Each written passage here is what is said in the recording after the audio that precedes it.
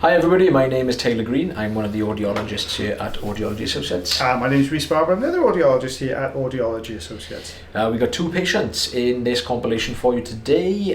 First one is mine. I've just named this one just dead skin. It's just got a bit of an accumulation. Forgot to look to see what mine was called. Oh, wing line. line. I forgot, yeah, I haven't done it. They're usually in, what do you call it? Similar. Yeah, usually I do try and do it if we've got a similar kind of thing. Ooh, that's it. Hanging on a bit, isn't it? Yeah, it actually looked softer than what I was expecting. It looked softer than what it actually is, as I thought this was going to just go just kind of suction straight down the tube, but no, it's actually it's more like keratin, which is just like a hardened dead skin that's just accumulated inside the ear.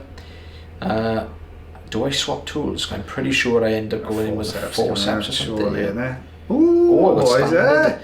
Oh, I think I went fine end to start with, just because of the skin. Right. I wanted to keep the noise down as much as possible, but fine end wasn't really doing much. So we got a better grip with the standard size tube. So you will sometimes see us using a standard size tube with some dead skin, especially if we can bunch it all up into the tube, and that will help us to reduce the amount of noise that you get, and we get a better grip, and we can pull a little bit better. Oh, you're going a ribbon. No. If I was going, I think I would have been if that was attached. Similar one, yeah. Yeah, the reason I'm kind of off here because we're pretty much outside of the ear at this point, so I was using my own vision. Sorry, there was a little point there where I was looking at the wax and not the screen. Or looking at the skin, sorry, not the wax. Ooh, yeah. Nice. It's going quite deep as well. I didn't kind of expect it to be this deep, because I could just see the front surface of it, and it just looked like it was only going about halfway. I believe this is one of our regular patients who attends every year. Oh, okay. So we've got the small jaw forceps here now. Just get a little grip. I don't want to squeeze too hard, because sometimes it just breaks into the skin and just kind of shears it away, which I think it looks like it's about. No, we're okay. Oh, nice. Ooh. Oh, if that all come out in one go, that would have been amazing. I thought I held that in front of the camera, then I obviously didn't. I don't know why. Oops. This is a bit carried away again, probably. It's alright, buddy. It's alright. So we're going quite deep here now. Oh, still quite a bit in there. That should be about it. Ooh, we got another little piece left there. So these little bits you see deeper inside the ear now. So this is more of a fine end job. The fine end. If you've never seen our videos before, the reason we tend to use the smaller of the suction tube, it's more of a fine job. So where these really sensitive parts are, you'll see us usually going in with a smaller tube here, not only just to keep the noise down, but it does actually help to take these thin pieces away a little bit more effectively. So the suction tubes are absolutely huge on the camera, but they are tiny. Everyone who's ever watched the videos that come through, they're always fascinated by just how small the tubes are. Yeah. It looks huge on there, but it's not. They're really, really tiny. Oh, it's holding on this one. Nice peel though. Yeah. Trying to hold the grip. There you go. Oh, there's a little bit left over.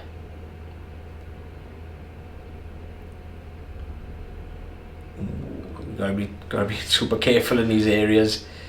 Yeah, this is the bony portion of the ear canal, so anytime we only got to touch the ear canal, and it can be quite uncomfortable for the patient.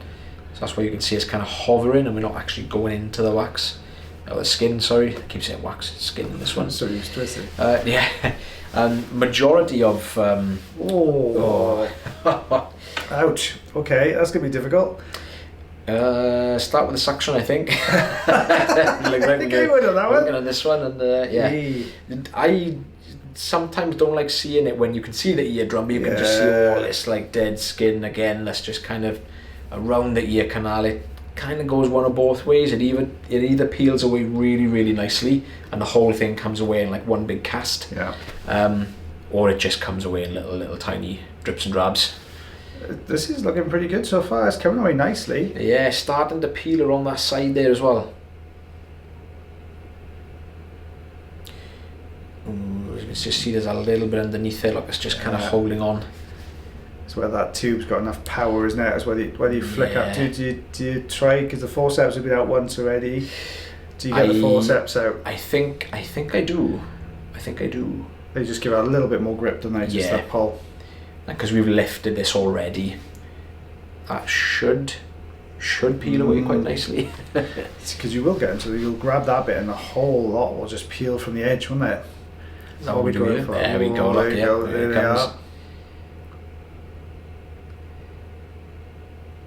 Right, I'm doing this really gently now because I want to try and keep this as... That top peel then as well, you can see that coming forwards. Slightly tricky angle. I'm going to try and hold the ear canal open. Oh. A little bit of a wiggle. Oh. Luckily, because this is more of a keratin, so because it's a harder type of material, we are actually quite lucky here. If this was really soft, this wouldn't have done anything, to be honest. It would have just broken little tiny bits away. You would. Yeah. You held it then. I held it that one. That's what I thought I did the first. Don't worry. Ooh, okay. Yeah, I'm just using the edge of the jaw now to try and bring that down from the top. Yeah, well, that's a peel and a half, isn't it? Look at that bad boy. Ooh, got a good grip there now. Bit of a wiggle. This is that little shimmying motion you can see me doing there. That's going to slowly peel that skin down the ear canal. Oh, still coming out of that. Where it's all coming. Look at that coming away. That whole thing's just coming away there. It's turned out to be quite a nice one to do. That was actually quite a nice one. Oh, look at that. Nice. Yeah. There you a go. whole lot out as well. Fair play. I was quite happy with that one, to be honest. That was a good one. I just wish I did hold it in front. This is obviously one I did a few weeks ago, I think. Don't believe it. Don't listen to me. Nice, so 4.5 centimeters that was, which is gosh, inch and a half. About inch and 3/4, inch and a half, inch and 3/4 ish. I think off the top of my head. I try and do maths then, guys. Maths, for goodness sake. So this one's mine. Very, very different, much narrower canal here, and softer, squishier type of wax. Lots of these tiny little hairs, all on the outer portion of the ear canal as well. Oh, we get a. That's literally where you've got to hold the camera as well. So you can't go too close because you're going to lose that decent sort of vision. Yeah, kind of almost holding the canal wall open here with the side of the suction tube.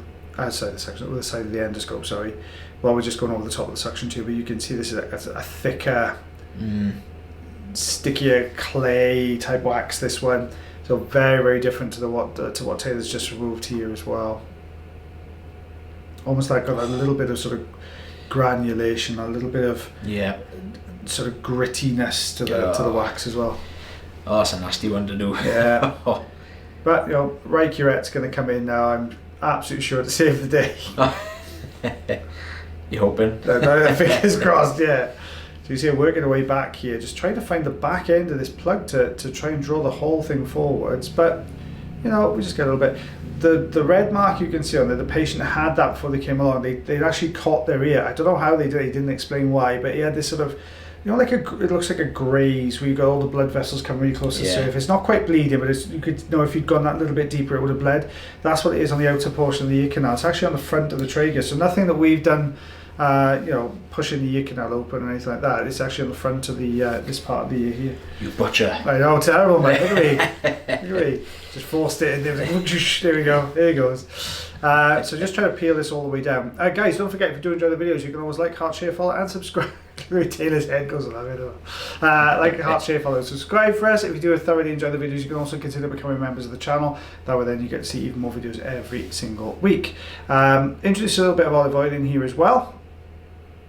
Let's get this. I know. I hate that consistency. It's a really difficult one to do, isn't it? It's like chewing gum. Yeah. It kind of wants to adhere and stick and just really just doesn't want to come away from any surfaces. But once it does, it usually comes out really nicely. Yeah, if you work on the weird consistency, isn't it? Yeah. There's just enough kind of substance to it, just enough kind of rigidity to it that you can sometimes manipulate it as a plug.